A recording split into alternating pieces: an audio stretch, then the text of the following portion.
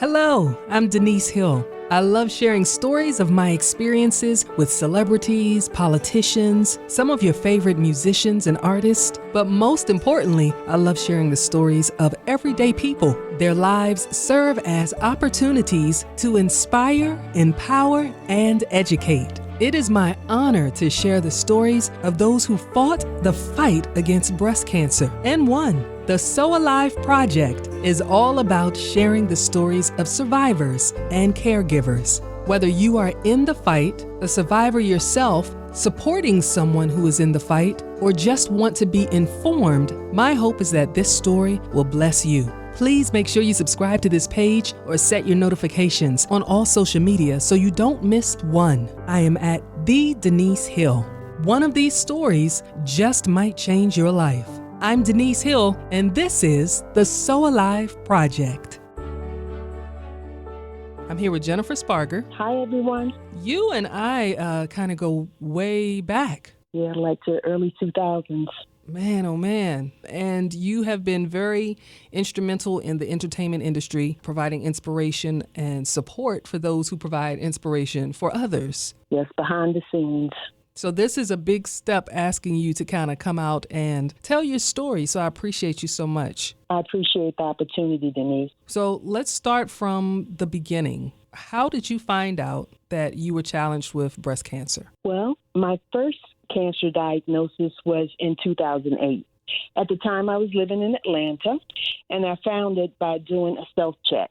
At the time of diagnosis, I was diagnosed with stage 1 breast cancer in my right breast. It was a very small area the size of a dime. You know, I find a lot of women saying that they found a lump on their own. It wasn't a mammogram, it wasn't an ultrasound, it was their self-check. Yes.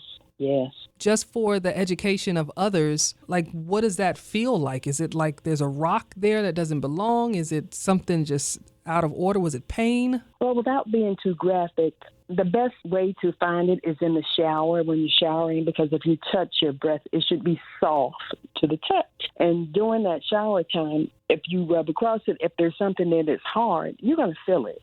And that's what I felt, something that was small, the size of a dime, and it was hard. So immediately I know that was abnormal. So I made a doctor's appointment within the next couple of days, and we went from there. So emotionally, what are you going through at this time, and how are you keeping yourself encouraged?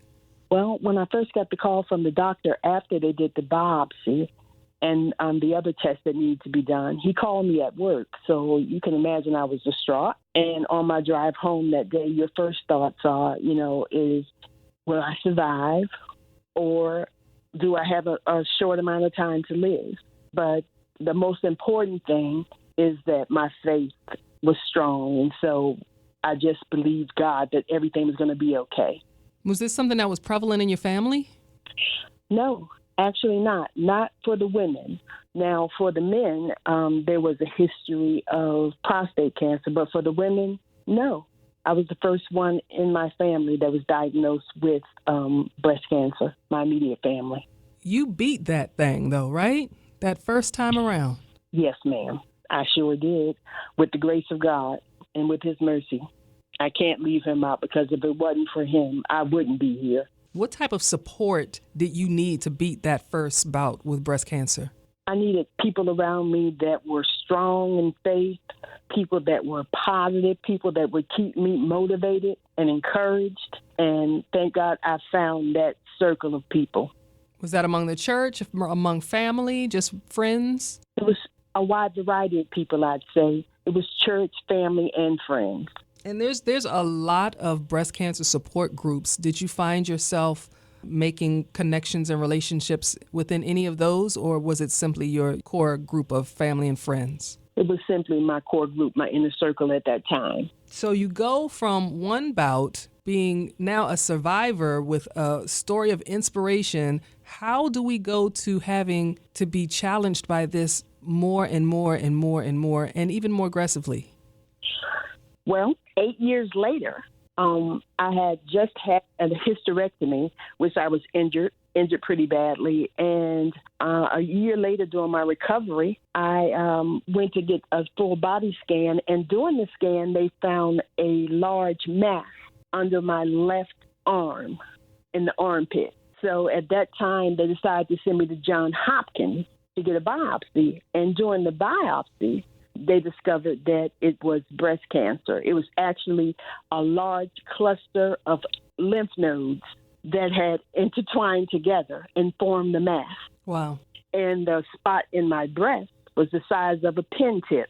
Well, that was going to be my question, because if they found a large mass, but the first time you found a small mass, how is it that you didn't find the large one, but you're saying that this second one was smaller than the first? No, it was huge. It was in my left auxiliary lymph nodes, which was way up in my armpit. And what it felt like is that I had, you know how you have a pull muscle sometime with your arm? Yeah.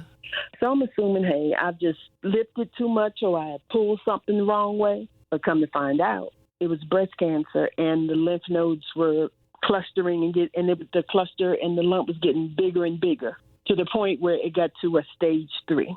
So on my second bout, I was diagnosed with stage 3 breast cancer. As a matter of fact, the exact type was metastatic adenocarcinoma. You know, it's important that you shared that it just felt like a pulled muscle, because I think there's so much that people don't know to look for. They just look for that lump that's out of the ordinary, that painful mass that's sitting there, and sometimes it can just feel like a pulled muscle, as in your case. Yes. But there are so many signs that, you know, a breast cancer, someone that suspects there's something going on with their breast, we all should do check. Every week we should do a buddy check, as they say. That we should look for swelling, any shape changes in your breast, changes in your skin texture, nipple changes, pain, any discharge, ongoing pains in your breast, and in unusual lumps, usually lumps that if you press on them, they don't move and they're hard. Swelling under the armpits, because that's usually lymph nodes, and you want to make sure that there's nothing going on in your lymph nodes. There's also people who say they get burning and itching that's prolonged, that continues. So if you have those things and you're very conscientious about them and you feel very uncomfortable, the first thing you should do is go to the doctor and get checked out. And really kind of be an advocate for yourself, because I can see walking into a doctor saying, I feel like I'm sore under my armpit, and they say, well, do you work out? No, it must be a pulled muscle, and kind of brushing you off. So how do you become an advocate for yourself in the midst of this? In the midst of all of that, you become your best advocate by researching, talking to other people who may have went through breast cancer, looking them on breast cancer sites. I tell people now that even though you may not have it, make yourself aware of what the signs and symptoms could be.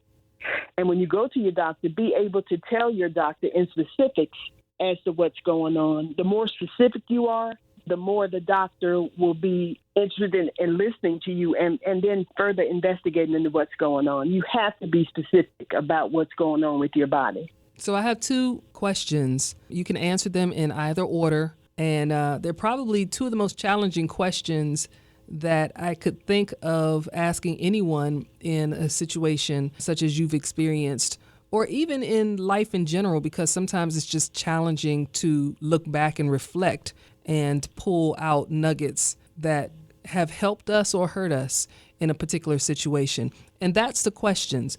What did breast cancer take from you, and what has breast cancer given you? What did breast cancer take from me?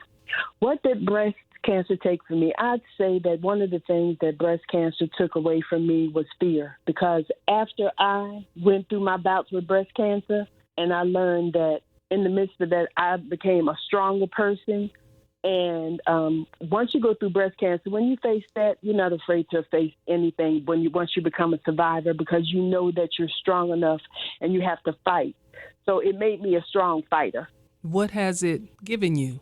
Well, I'd say it's given me courage.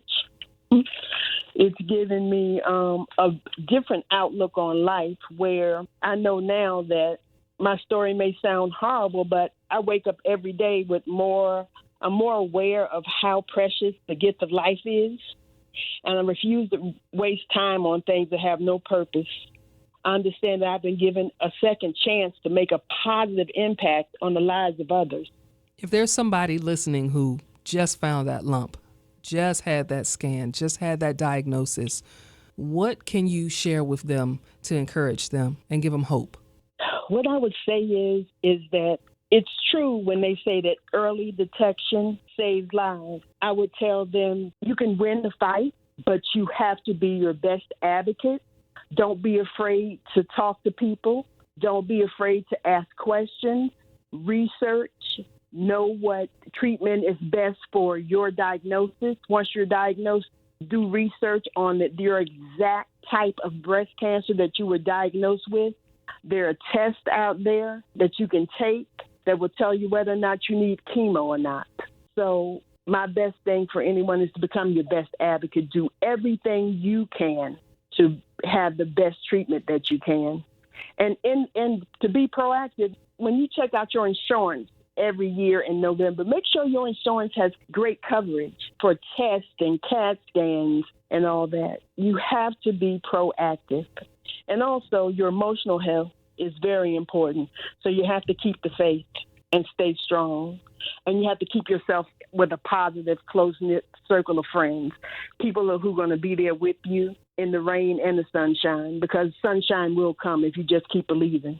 So if somebody was on the outside as your biographer telling your story, of course they would include a 2-time breast cancer survivor. But that may not be what you want your story to culminate. That you may not want that to be the culmination of your story. So how do you want people to know Jennifer Sparger? How do I want people to know Jennifer Sparger? I want people to know Jennifer Sparger as a person who wants the world a better place for every survivor, for every person that's going through breast cancer. My hope is that I will be able to help people at some point financially, because it's very hard when you're going through treatments, and even when you finish as a survivor, because you still have so many medical bills. I want to be remembered as a person who made a positive difference in the breast cancer survivor community overall. Well, I thank you for your time, and thank you for telling your story and sharing your experience. You are indeed not just a survivor, but an inspiration to so many. Thank you. Thank God. My hope is that this story has helped to educate you, empower you, and encourage you. We offer all the love and support we can for those who are in the darkest of moments, and we celebrate that we're so alive for those who have been victorious and survived the great challenge they call breast cancer. Most importantly, I honor the legacies of those who are at rest from the fight. I appreciate each and every person for their willingness to share their story, and I look forward to bringing you more. I'm Denise Hill. Make sure to follow me on social media. I am the Denise Hill. You stay blessed.